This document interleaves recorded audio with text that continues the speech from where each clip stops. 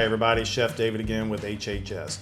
If you visit one of our cafes, you may have an opportunity to try one of our newest concepts called the Bayou Bistro. Bayou Bistro is a look at the rich cultural heritage of Louisiana cuisine. A place where flavors run deep and food tells a story. Today I'm going to show you how to make crawfish rolls, one of the recipes that are part of that concept that you can easily do at home. It takes about 10 or 15 minutes and it's sure to be an absolute favorite for you and your family. Let's get started.